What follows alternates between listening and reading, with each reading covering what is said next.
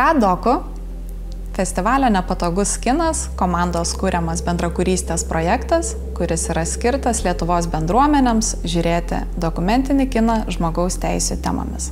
Kiekvieną platformoje esantį filmą lydi edukacinę ir su kontekstu supažindinanti medžiaga, kuri yra skirta plėtoti filmo temas, susijęti jas su Lietuvos kontekstu ir pasiūlyti prieigas asmeniškesniai filmo refleksijai.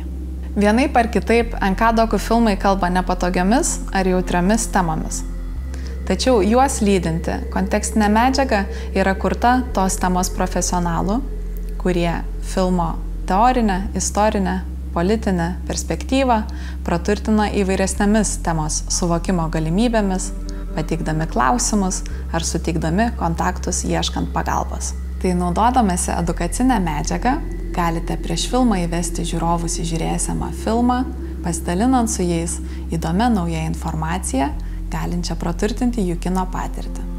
Na, o po filmo, naudojantis kontekstinę medžiagą, jūs galite suburti bendruomenę bendrai diskusijai ar refleksijai.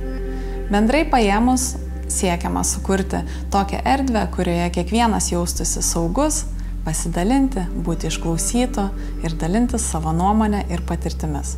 Jei siekiate į filmo refleksiją žiūrovus įtraukti labiau, mūsų rekomendacijos būtų pasiūlyti žiūrovams savo klausimus ar pastebėjimus rašytis jau kino metu arba iš karto po jo, o po pertraukos kartu su visais jais pasidalinti. Sukurdami neformalią erdvę, jūs taip pat paskatinsite žiūrovus pasidalinti savo nuomonę drąsiau. Taigi po filmo galite atsigerti arbatos arba užkandžiauti ir kartu tuo metu pasidalinti savo pastebėjimais.